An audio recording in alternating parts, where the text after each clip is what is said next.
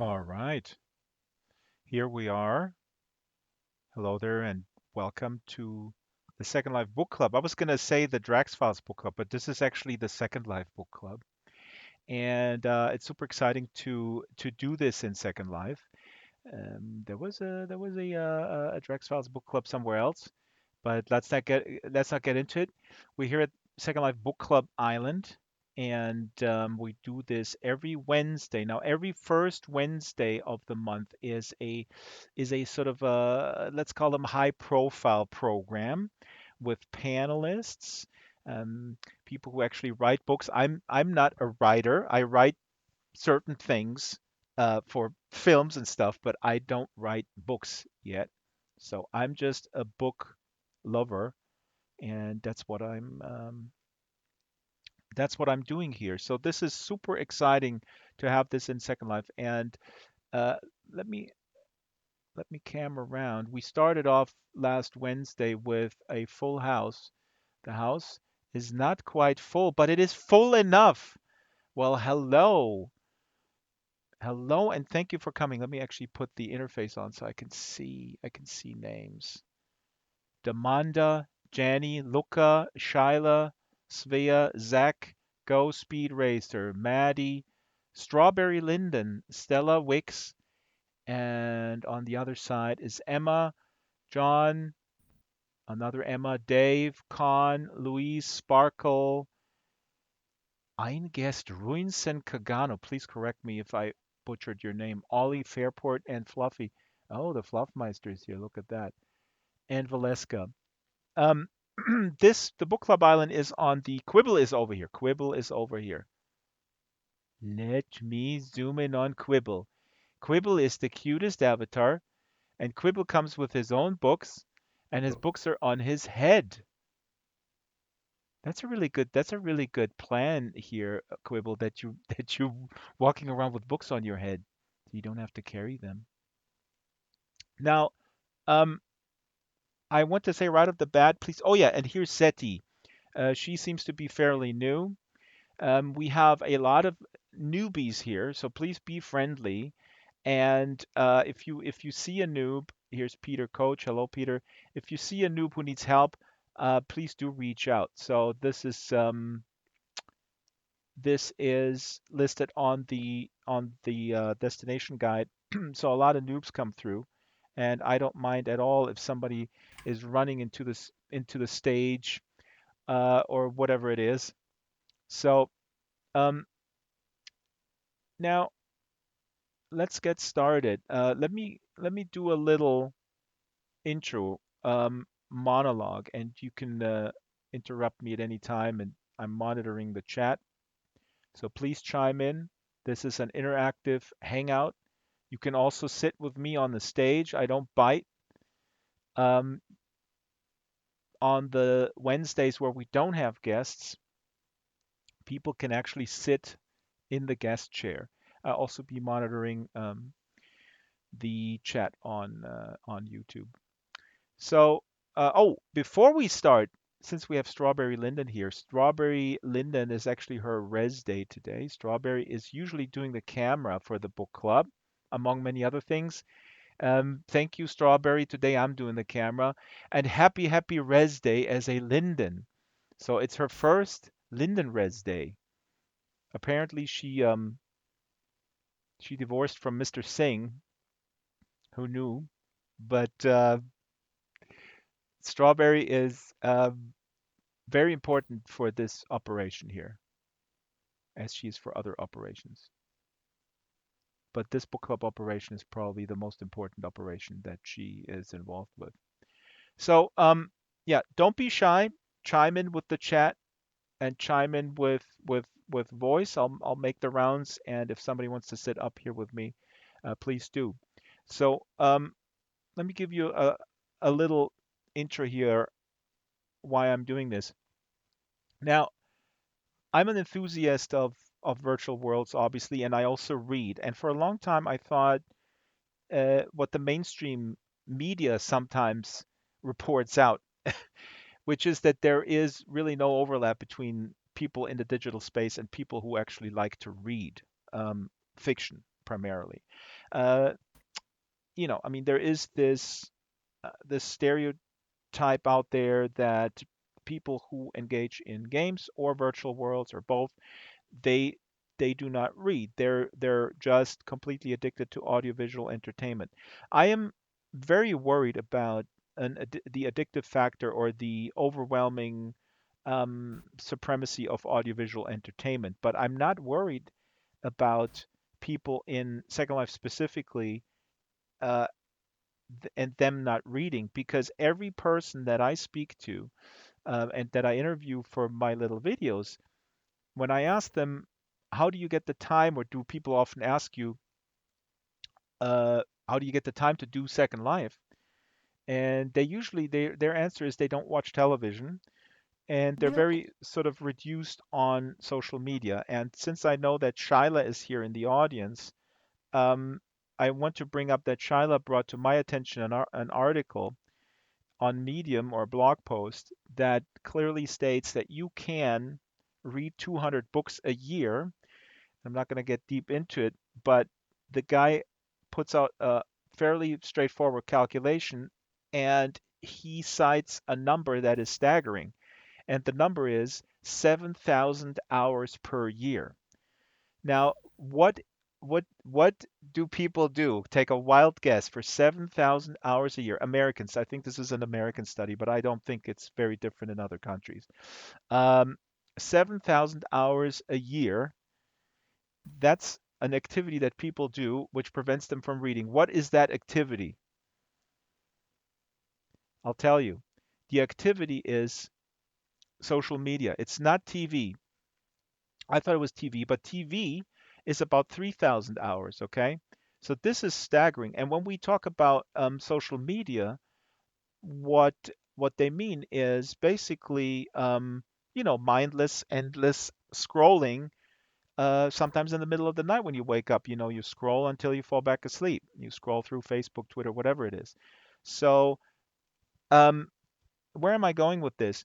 Uh, my as I was saying at the outset of this little monologue here on my soapbox, on my soap sofa, the concern that I have with Second Lifers not being interested in reading uh, was very minimal in the beginning when we moved over the book club into Second Life, because I know from these conversations that Second Lifers on average are actually quite interested in reading because the available time that they have, they do not watch television and their social media usage is limited, at least the people that I interact with. So, um, having said that, the I I am concerned about the dominance of audiovisual media, and that's precisely that's one of the big reasons why I am excited about this book club, because I want to invite and engage people And maybe some people just come in here and they see it on the events listing and they might go like, oh, I will check it out. I haven't read a book in 2 years, but I'll check it out.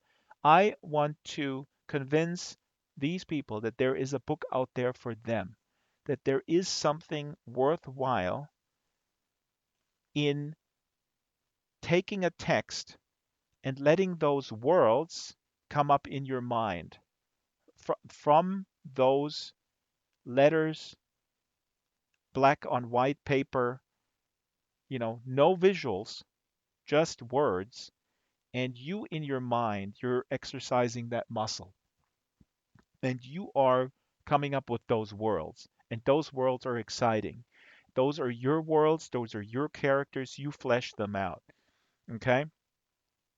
So that is an activity that I think is incredibly important. It's really like going to the gym, right? You're exercising that muscle. Now, we're all on lockdown, and if you talk to other people, I'm sure you have a similar experience. When you ask them, what do you do? Very few people will say, I'm reading more books or I'm reading more poetry. Let's not talk about writing. That's a different thing. That's also a thing, of course. But you will hear most people tell you that they finally got to catch up on their shows, on their Netflix shows, on their HBO shows, and they're binge watching. So I'm proposing something here, folks.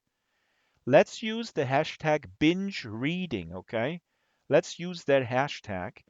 And again, I know I go all over the place with this little monologue here, and I'll be done in just a few minutes. But on the outset, I said there's an overlap here of people who use audiovisual media or virtual worlds and readers. And now I'm saying that it's somehow a fight to the death between Netflix and people who pick up a book, right? People who see the book on the left side and then they see their Netflix subscription on the right side. That's that choice when you are in a hotel and you have a buffet and it's the breakfast buffet and you're going there and there is the fruit tray and then there is the bacon platter. Okay, I'm in dangerous territory here because now I'm basically saying um, uh, watching shows is comfort food and reading books is more nutritional. But in essence, I guess I kind of am saying that. So let me read what's going on in the chat here. Uh, Ollie Fairport is saying, I spent way too much time on social media and TV, but during quarantine, I've tried to read an hour a day, which I enjoyed. Now, Ollie, am I pronouncing your name correct? Yes, Ollie. Ollie, so this is actually really great comment here, Ollie. And a lot of people say, when you ask them, and try this out, and say, are you reading? They say, well, I don't have time. I don't have time. And now I have total empathy with people whose day job is very fragmented. They're running around, and they have maybe a 10-minute break. I have a friend who's a bus driver, and then he has like an hour lunch break where he has to eat, but then he has to call his family, and then he has to drive again. So it's very fragmented work day, and it's very hard to get into a book. You need time. But what Ollie is saying here is really, really good. Put Discipline yourself in that sense. An hour a day. I read in the morning. So this is my reading ritual. I get up early. This suits my biorhythm. I'm self-employed, so I don't have to get up. I could also work at night, but it suits my biological rhythm. So I get up and I make my breakfast and then I read. Okay. I admit I'll check real quick what came in overnight message wise. But then I read and I put it away and I read 1 hour. Try that, folks. Grab a book and do that for 1 hour and put everything else away. You will be amazed. There's a voice coming in, and I'll open it up to the floor in just a second, because that's the main point in this opening monologue that I wanted to make. Um, in essence, I'm making 2 points. There is there is a competition for our eyeballs. There is a competition for our attention span, and but there is no real war going on. Um, it can be balanced out. but it does require a lot of discipline. I think it requires. Oh, there's a cat coming in. Look at that. Who is that? Oh my God, that's Annabelle. Oh my God. Okay, Annabelle is a very very special. But well, everybody here is very special, but I think Annabelle is even twice as special because she's a cat. So I'm wrapping up this monologue. That's it, folks. Let's. I'm opening up the floor. Um, Go Speed Racer says, reading is bacon. I agree. Reading can be bacon and fruit. Reading can be everything. Ashanti T says, good morning. And Shiloh says, pork farmers are going to sue you. I'm not against, I'm not against bacon. And you know what? I mean, it goes without saying that the book is a mere vehicle, right? So the book is a container. The book can contain uplifting, deep stuff. The book can also contain, frankly, garbage, or in the worst case, inciting propaganda, right? Let's talk about the Turner Diaries. I think we should do a special show on that because that's completely fascinating. If you don't know what the Turner Diaries are, look it up. Um, but so I want to start this hour with just saying, guys, there is a book out there for you. And if you feel you don't have time, do what Ollie suggested. Set aside the time, especially now on lockdown. Be disciplined about it. It's like it may feel like going to the gym. Sometimes you don't like it, but when you get out of the gym, you feel really good. All right, so I'm opening up the floor, and anybody, you can choose voice if you want to chime in here. And welcome, Annabelle. Annabelle is a writer. I think I can. I don't know if I'm allowed to reveal your physical identity. Annabelle Banks is a fantastic writer. I have her book in the to read stack. I don't have it here in the book club. It's called Exercises in Control, and it's out from Influx Press.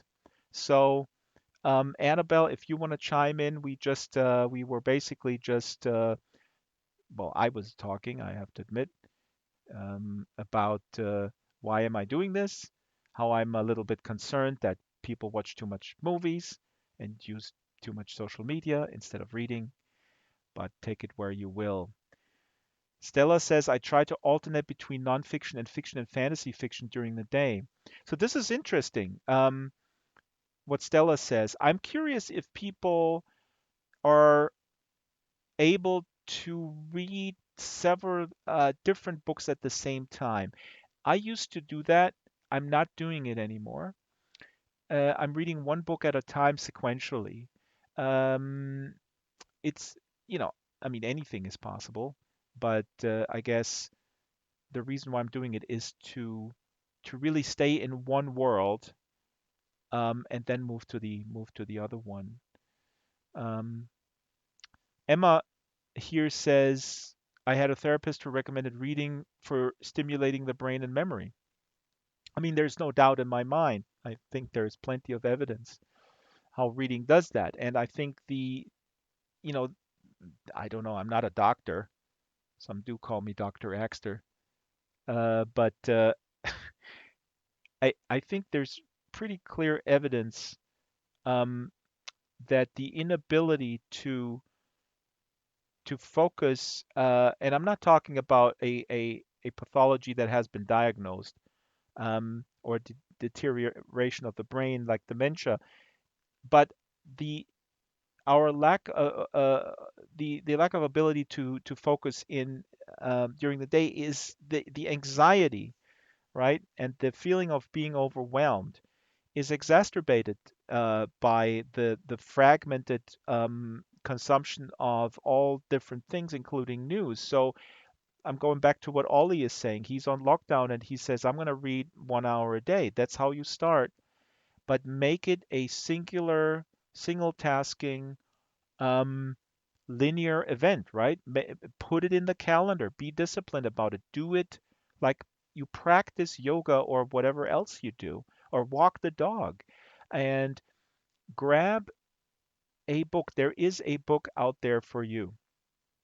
So people want to use voice, please start talking and talk over me. I'll stop right away. Or maybe I won't. People are afraid to use voice. I understand that.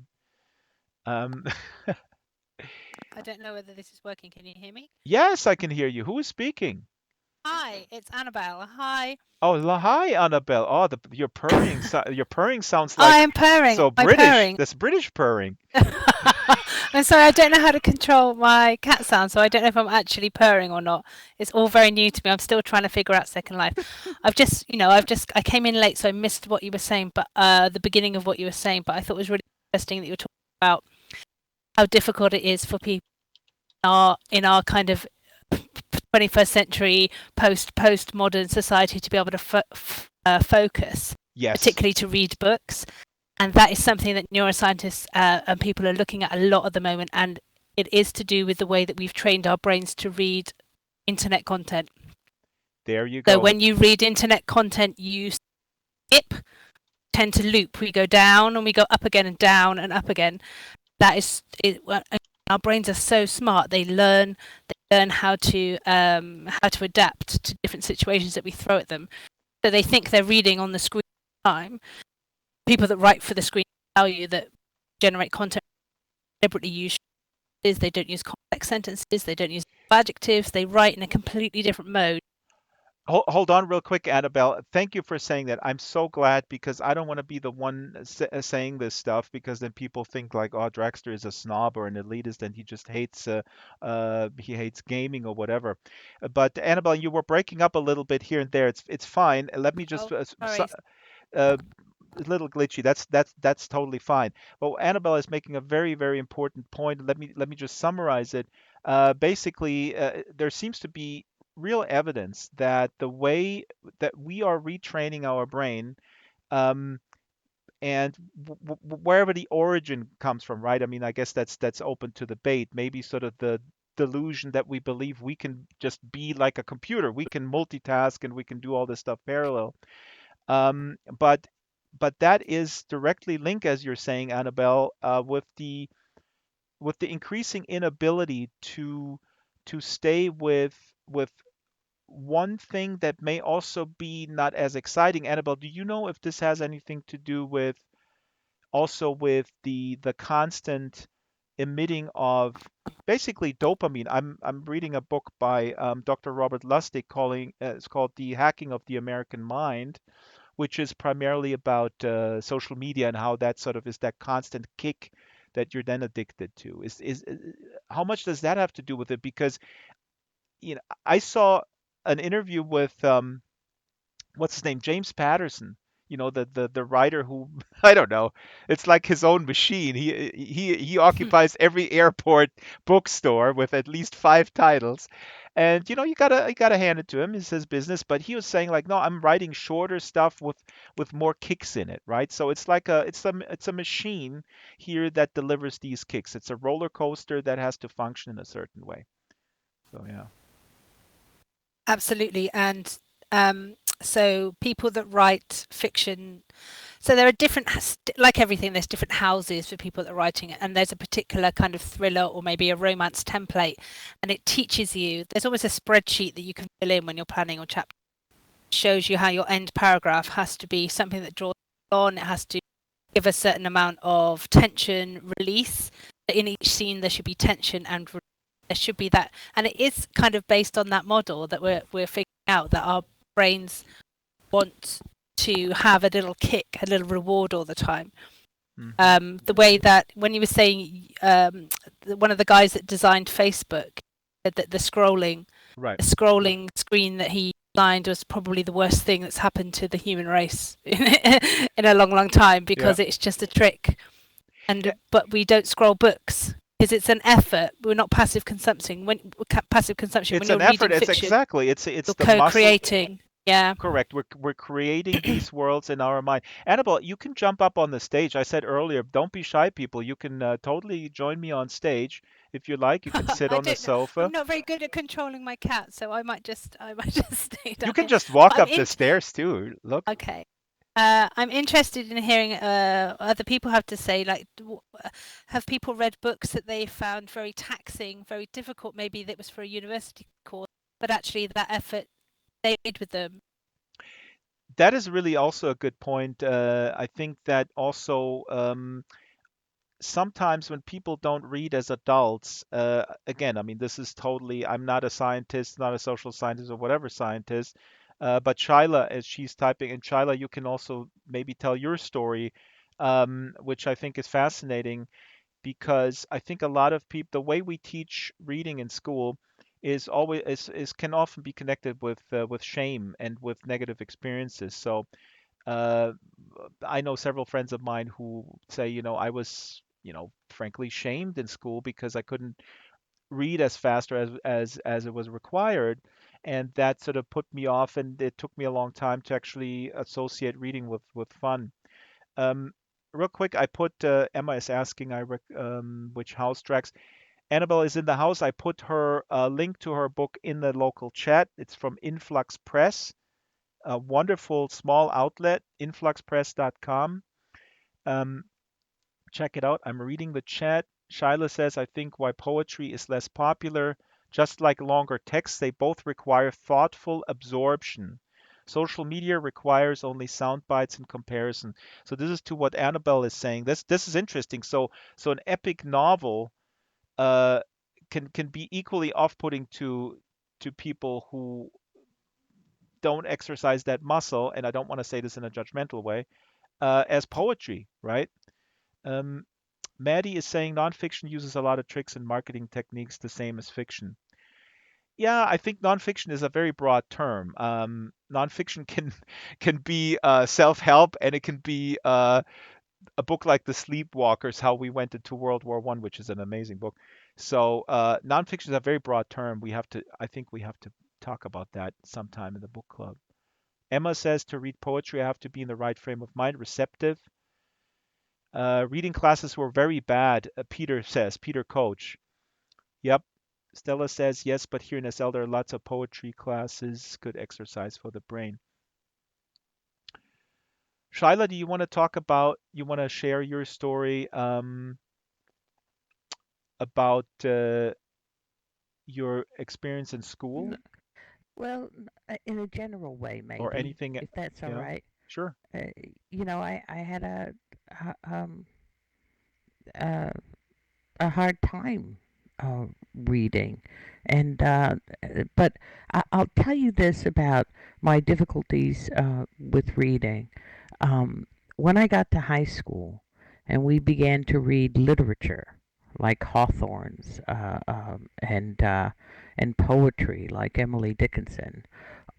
I had to read those things to get them, to understand them, like Hmm. 3 or 4 times, Hmm. and I still remember them as a result. So I think in some ways, my difficulties in school with spelling and reading, um, you know, they required me to actually digest more information. Right. But you did that voluntarily. So what Annabelle was sort of hinting at in our, I mean, your school days are, I'm not going to say how old you are. We're old, but they're behind us, and but let's just say we grew up without a phone, without the ability to constantly be entertained and get that kick. So we grew up in an era where there were limited a number of TV channels, and so I think that has to definitely do with the increased need, I guess, for the kicks, as Annabelle was saying, the issue may not be that the time is not available. As people always say, I don't have time to read. I don't have time to read. I hear this on a daily basis. It's really that the reading doesn't deliver the kicks. Ashaniti says in chat, had one instance where it was a bit taxing and I found it frustrating. I usually read nonfiction or romance. I tried one day on recommendation to read and think Read Think and Grow Rich by Napoleon Hill and felt myself unable to get past chapter 3. Now, whatever the thing is, this is another, I'm just throwing out all these topics. What do you guys think about giving up on books? Because I'm just gonna say, and I'm not judging people, but I it's a very stubborn thing maybe with me. I always finish a book, and I cannot tell you one instance, and I read about 150 books per year. And I don't want to meddle for this, and I'm not saying this to impress anybody. It's really what keeps me sane, to be quite honest. I have never I have read a lot of books that I wasn't really thrilled about and that I could sort of completely destroy if I were a reviewer, but it was still super valuable, right? So e- I just read a book that I was halfway through and said, "Well, this is so convoluted. Structurally, this just is really bad." But I finished it, and it gave me something, even if it's just knowing like, okay, this writer needs to learn in this area or that area, that kind of thing. Um, Maddie says my wife reads a book a day, no TV. See, there you go. You can totally do that. You can totally do that.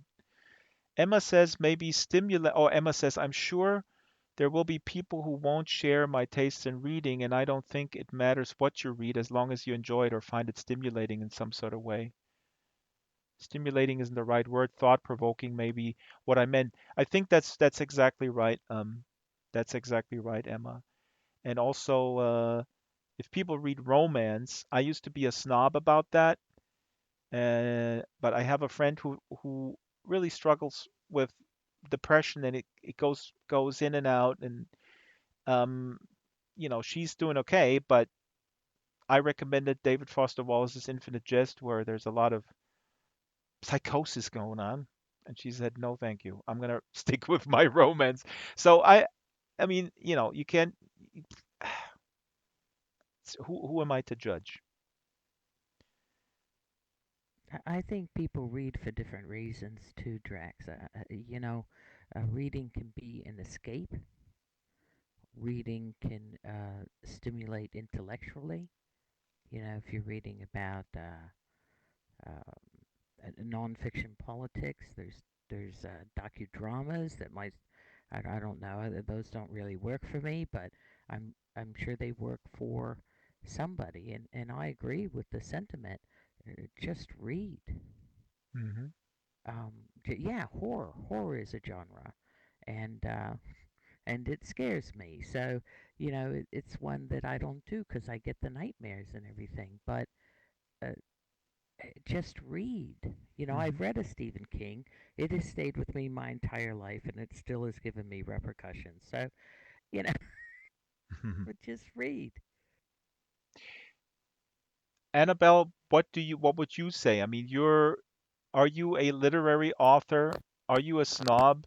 Do you despise genre fiction? Are you one of No. those? No, no. So I used to lecture, I used to teach creative writing at university, and it was always the first thing, first week when they come in, their students come in, and some of them want to be Virginia Woolf, and Hmm. some of them want to be George R. R. Martin, yeah, and the two camps clash because they have different ideas about what they. And interestingly, it's often the students because you write what you read, you write what you read. So sometimes it was the students who were reading Game of Thrones who wanted to write like Virginia Woolf, and the other way around. It was very strange, I and I had to kind bet. of untangle all of that. But I would say that literary fiction is a genre. It's kind of what I used to call the wonky donkey paddock, where all the other animals, like, it doesn't look quite right, but it goes there, but it's still serving the same purpose. It's still trying to entertain. A genre fiction tends to tell a story in a way that is expected. So if you read a detective novel, you know the crime will be solved at the end. If you read a romance novel, you know they will be get together at the end. If you read a literary fiction novel, you shouldn't know how it's going to end. That's the way you should. The way I define it, lots of people argue about it, but it's all doing the same thing. Reading is a very political act because it doesn't matter your video games or your movies.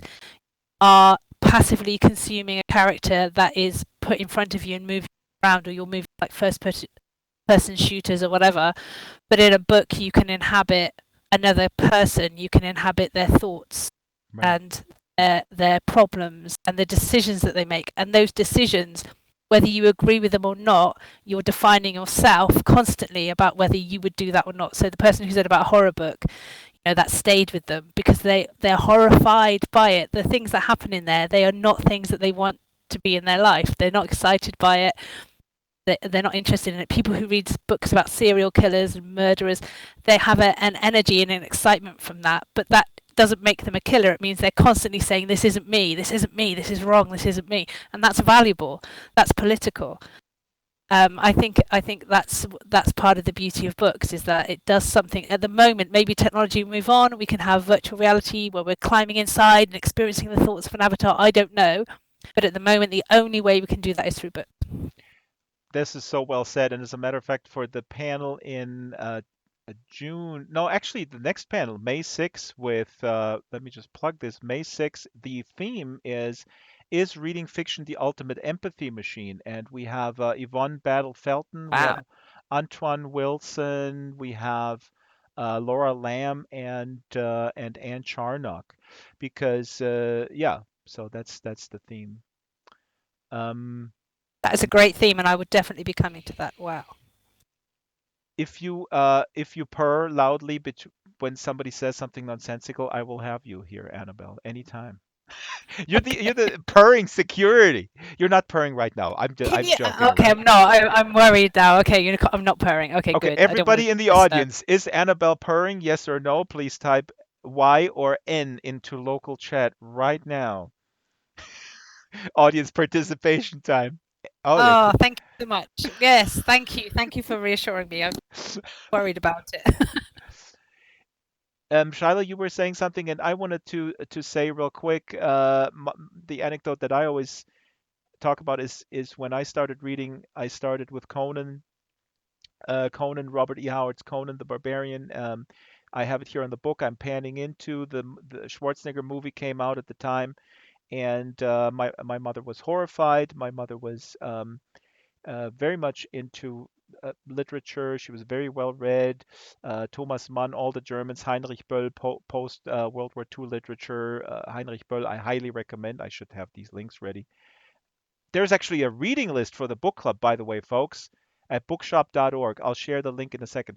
But anyway, my mother had a big problem with me reading fantasy of this era, which is, arguably a very different fantasy than we have today, where Robert E. Howard, that era in the 30s, the men were men, and women were women. Okay, you know what I mean? So I understand my mother now. She went to the bookstore and said, "Can you recommend something for this young man that doesn't have scantily clad women who cry, 'Can you rescue me from the monster?'" Of course. Um, People speaking in an Austrian accent. And today, um, oh, somebody changed the media here in the backdrop. Please don't do that, because that will give us. Oh, somebody clicked on it. I see. Please don't click on it. That was my bad, because that will feed back to us. So yeah, just echoing Shila's sentiment about, just read anything. Um, and that's where I stand today, as a big fan of literary fiction, of stuff that is considered very difficult to read, that is very, very challenging to read. So yeah, let me check what the chat is saying here. Anybody talking in the chat?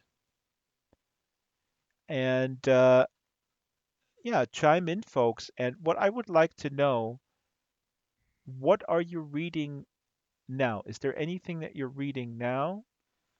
Um, or if you're not reading, AJ is putting the list here. That's great. AJ, this is the specific reading list for May 6th, which is the next big panel. If you could share the page with all the reading lists, and I'll prepare one for today as well. So people share what you're reading, and if you're not reading, don't be ashamed or whatever. Type in what you're interested in, and I will name a book for you. Okay? Damanda is saying chat relay here beyond 90 meters. Yep, this is the first show, the first informal show. So now, what are people reading? Annabelle, you're saying a challenging book. Which one? Which is which one? My Dark Vanessa. It's called My Dark Vanessa. Yeah. It's just come out. It's a book which is written from the perspective of a girl who was groomed by her English teacher when she was 15 into a sexual relationship, and how that has ramifications out into her life. He comes back into her life when she's an adult. It's very well written. It's very challenging. You're going to see a lot about it, I imagine.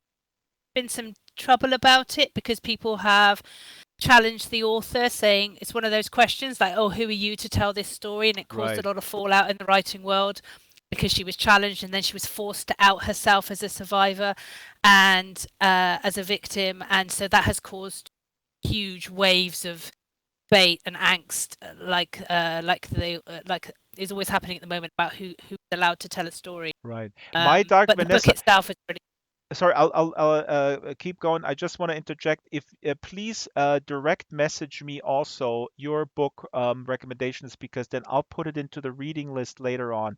So what you're reading right now, let's do this. This is actually a cool idea. Not only don't only put it in the open chat, send me a direct private message, and then I'll collect them and I'll put it into the reading list on bookshop.org. Bookshop.org is cool. They only deliver in the US, but they're expanding. Um, so what Annabelle is saying here is interesting. So this book, My Dark Vanessa, about a young girl who is becoming a sex slave, I guess. Um, the author is was embroiled in a controversy, as you're saying. I didn't follow this story. If she, how can she, or where does she get the license to tell this story, right?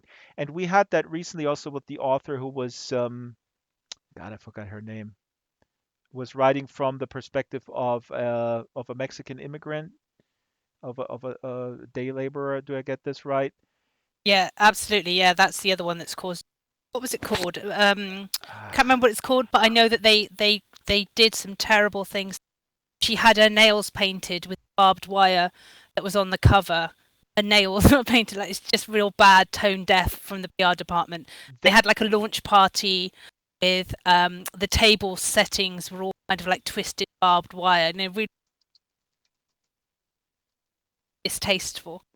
that's. But I don't think the book should be sent. Oops, you were breaking up. American Dirt. It's called American Dirt, a novel about Mexican immigrants. And here I'm just bringing this up from Vox. Critics call it trauma porn. So actually, let's see if we can throw this up. This is something that we have to have a nuanced discussion about, I think, because I'm not familiar with this book, but I find it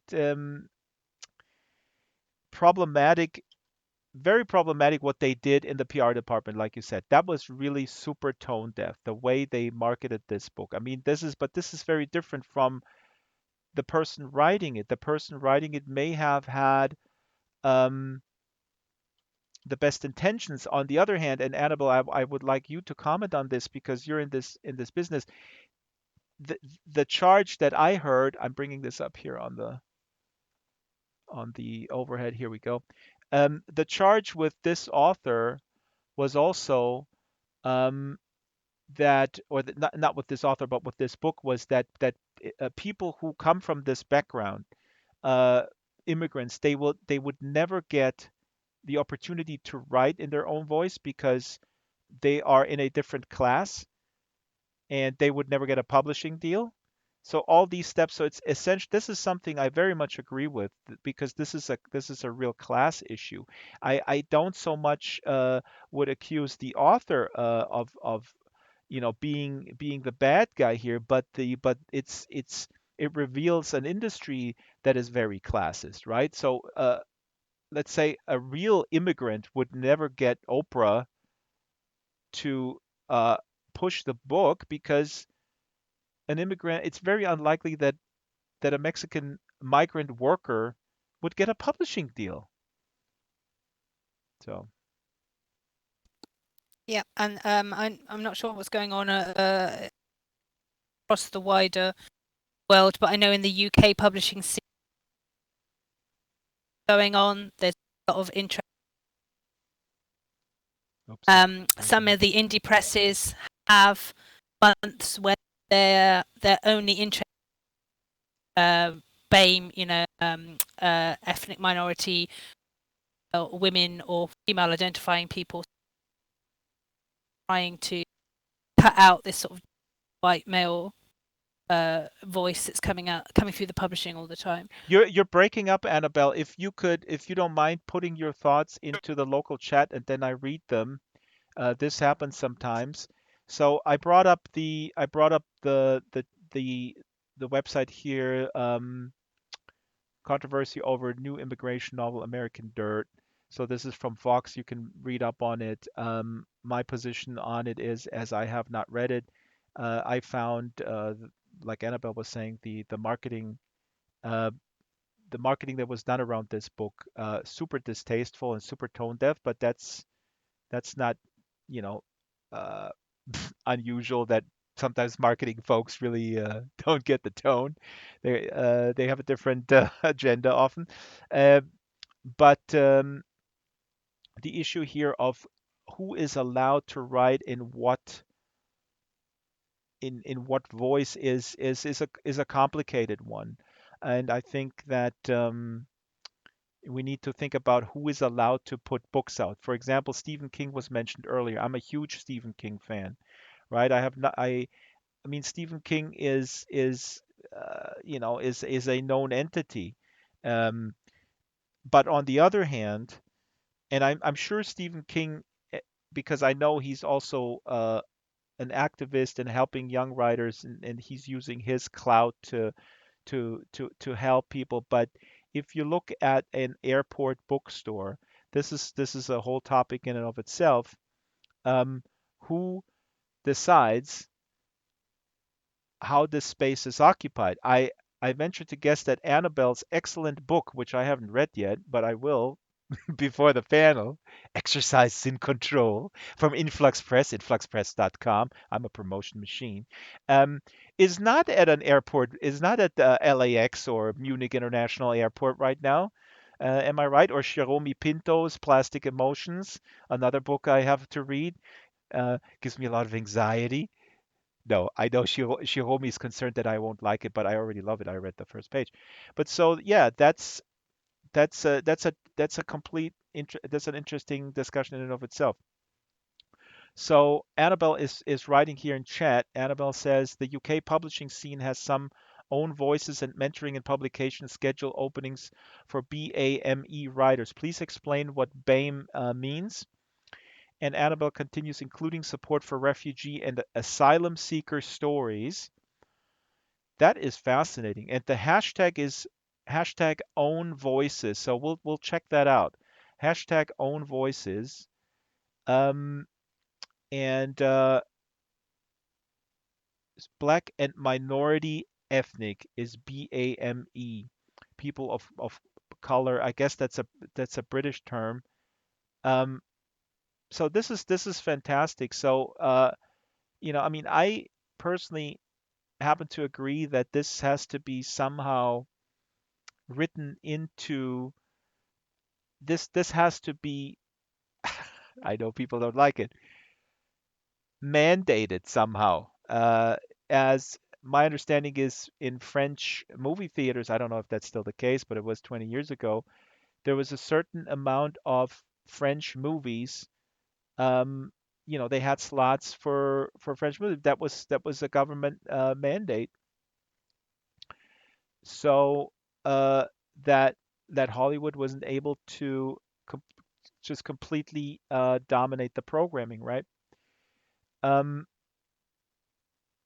let me bring back. here. Let's see if Annabelle's voice is still up. We're already nearing the end of the hour. Emma is saying radio play for French music. So is that still the case, huh? So I think that that is very, very important because we're talking about the public sphere. We're talking about culture, and I used to be in public radio in America, and there was always a push for eliminating, for example, indigenous voices on public radio. So there was always this argument, well, why, this is a very marginal thing. Um, why do they get a radio show? Why do they get an hour? But that's what these public airwaves are supposed to be. They're supposed to be public. Now, you can, of course, make the argument um, that the book business is, these are private for-profit companies. That's all fine and good, and maybe there should be um, a government entity that publishes things that are that are not published, but this it's still published within a cultural context, I would say, um, within a nation state most often that has certain responsibilities, or the democratic representatives, or the democracy in itself has a responsibility in making sure that this culture is vibrant, just like a museum or an old building or whatever. Quibble is saying something here. Annabelle is saying l'Académie Française, very keen on protecting French culture. Quibble says pander to what is wrong with any faction doing the sweet and serving the time to build their own publishing, like Europeans have done over the last centuries. Let others do the work too. Quibble, maybe I missed an earlier. Did I miss an earlier statement of yours? Because I don't see the context for what you're saying. Can you cut and paste? I'm scrolling back through the chat here. I'm not sure what you are responding to in terms of pandering. Yeah, please. I'll take your time and take your time, and I'll read your comment. So, did everybody IM me privately with their book that they're reading? And please IM me privately. Let's do it this way. Uh, IM me privately also if you're not reading, okay? And what's your like this would be funny, like what's your favorite color or something. No. Um uh Maybe a writer you like, then I'll be your personal Amazon. If you like Stephen King, you might like his son. Whatever his name is, I forgot his name. It's embarrassing. Um Annabelle, last words here on this first book club hour. As somebody who teaches, right? You're always drawing upon the cat or the kid who is willing to speak up in class, because otherwise it's just a monologue. Annabelle? Oh my God, we lost Annabelle. No, I'm here. I'm conscious of my microphone not working properly. Oh, it might go Annoying. back in. This is a bandwidth issue, so we always give it another chance. So it seems to be working Okay. fine. Yeah. I just want to say thank you for inviting me. This is really fun, and to hear lots of different opinions and ideas about reading. It was really really energizing. And I thank you so much for bringing up this issue with I cannot overstate this. And, I mean, I know that I'm sure there's people who dismiss me or you when we're saying, like, the brain gets rewired by the way we engage with content, and we got to be conscious and careful. I mean, in the 70s they smoked in airplanes, right? And today we're looking at that, what? Or in the 70s people didn't have seat belts. So it's not like the nanny state or whatever. Oh God, can't I enjoy my video game? It's really something that any smart person is should really look into and examine this. And we're not here to be bashing uh, other forms of entertainment. I really want to turn this around and celebrate again. My stated goal here is I will find a book for you. I will be your personal independent bookstore, in VR. Now let's see what Quibble says. Quibble says, I respond to the notion that any faction needs a ladder placed for them. They can do the toil to build their own publishing, just as European writers have over the last centuries. If you're referring to marginalized communities or any sort of marginalized, suppressed community within a culture, such as migrant workers, Quibble, with all due respect, I have to fundamentally disagree with you, because a migrant worker who works 15 hours in a on a strawberry picking strawberries has very different opportunities than somebody who graduates from Harvard, sorry, um, and who can mingles with people who can get them a publishing deal. I'm not saying that this is what happened with this other person, but we're talking about a class issue. We're talking about access to education. We're talking about access to being heard. When I was in public radio, way back 15, 16 years ago, we were actively going into the community with Native Americans and with other people to give them airtime, right? Because let me tell you something, on the religious station next door, they did not give them airtime, right? And that's fine for the religious station. It's their private station. But we were a public station. So we actively gave people airtime because they were underrepresented. There is always um, people in culture that are not represented. So see now, as we're coming to a close of the hour, the conversation starts.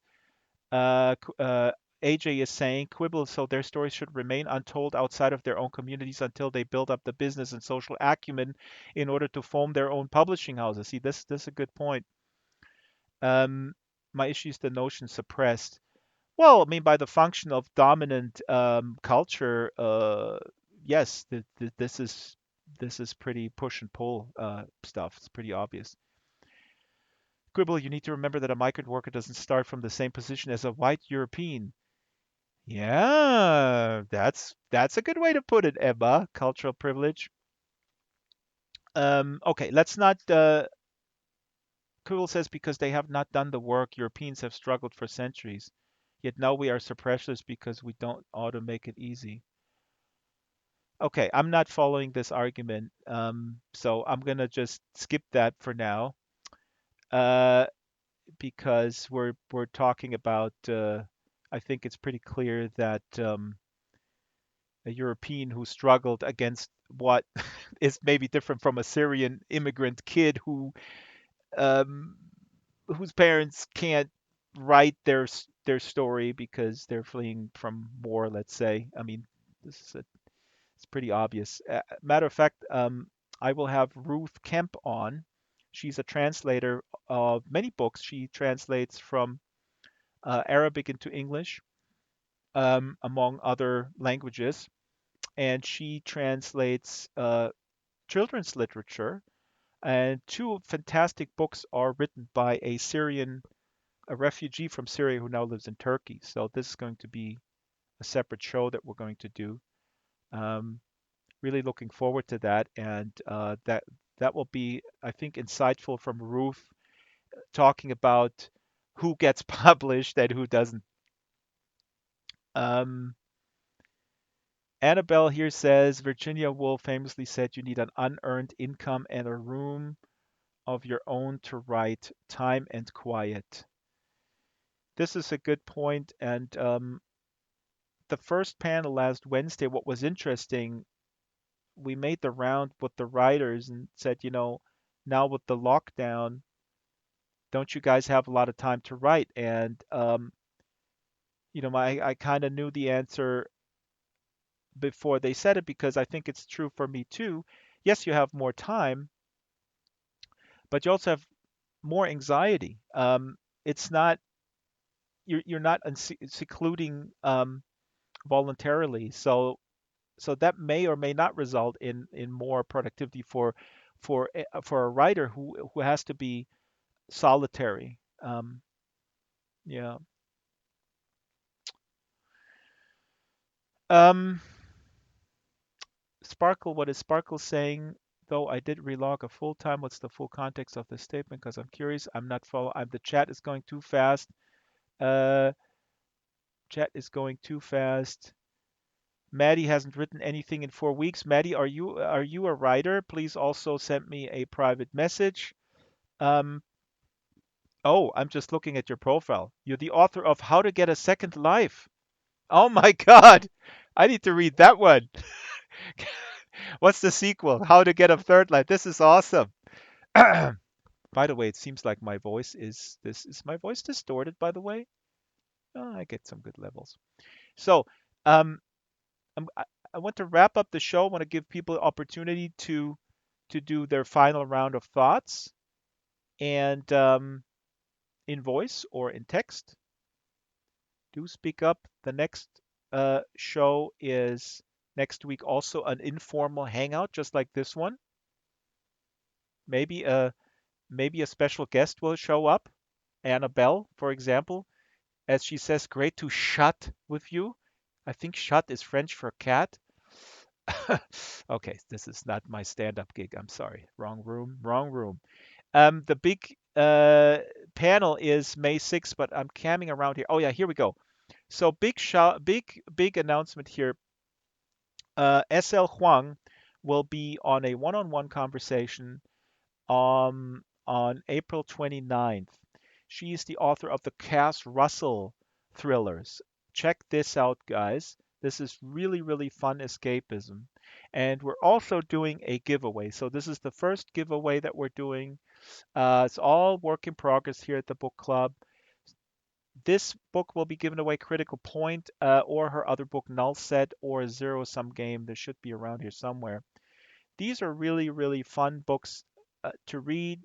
They A lot of stuff blows up, a lot of conspiracies, and just good old fashioned James Bond stuff with a female lead. It's not James Bondish. It's Cass Russell is a retrieval agent, but that's the April 29th show. And we're giving away, I think, 3 books, and I'll try to convince Tor Publishing to give away 5 books. We'll see what happens.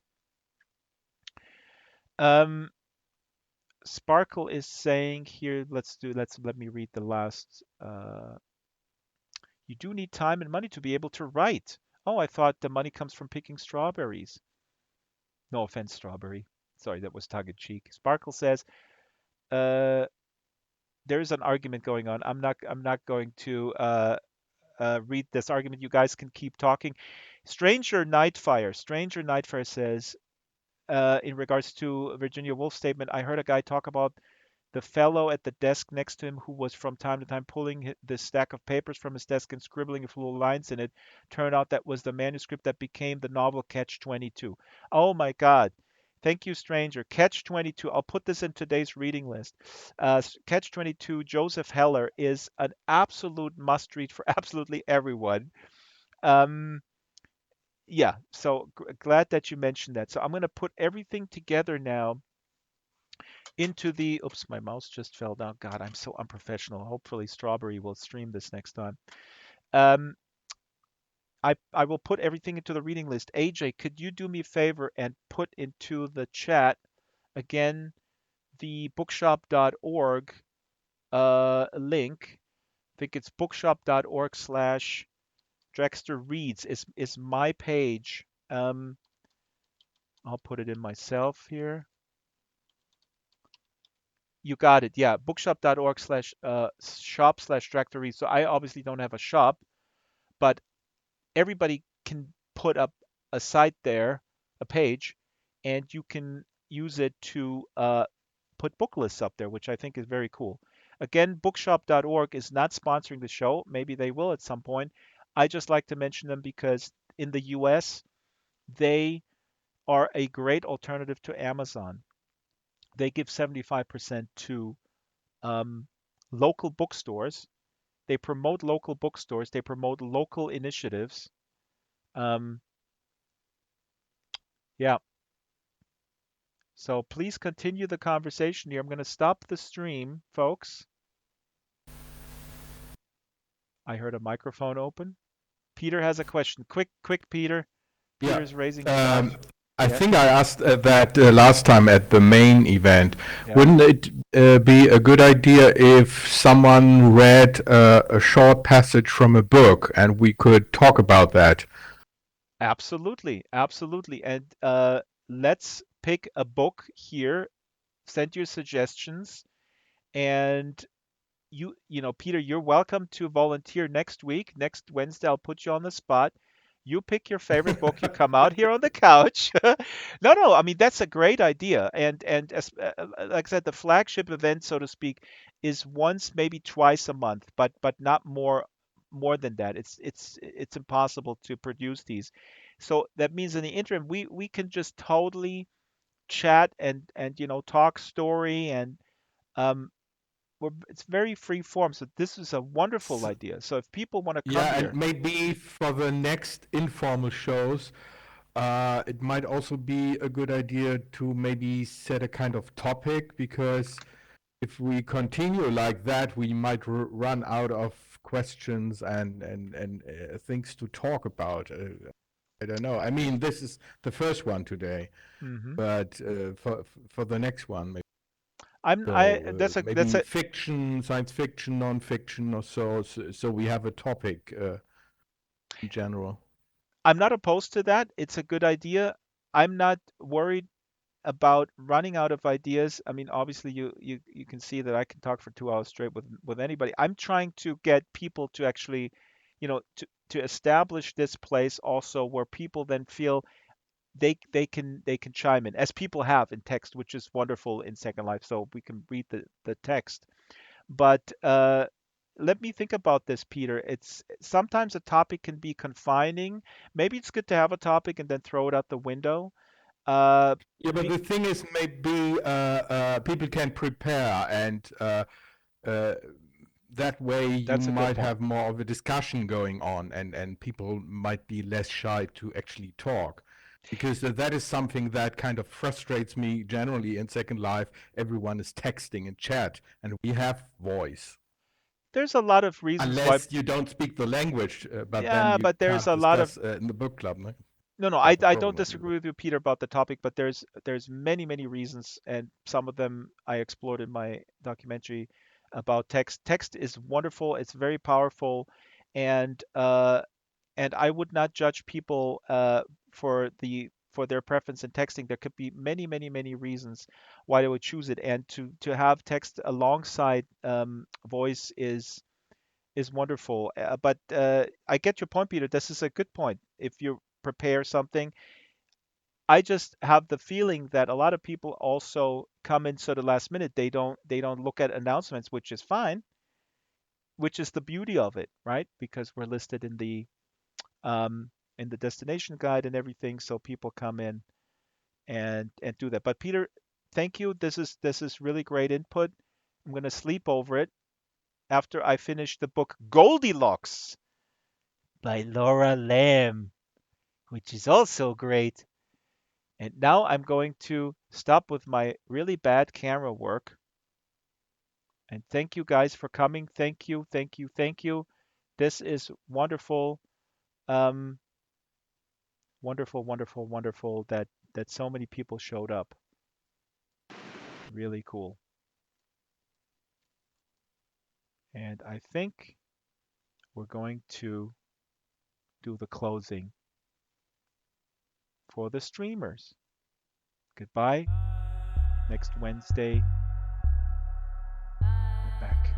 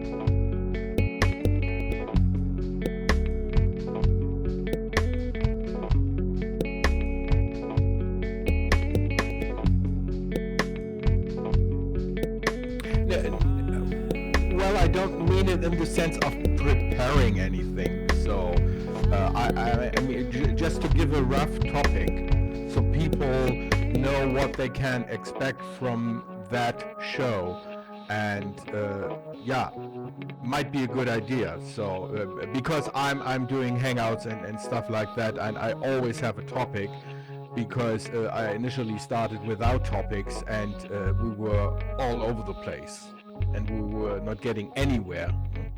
So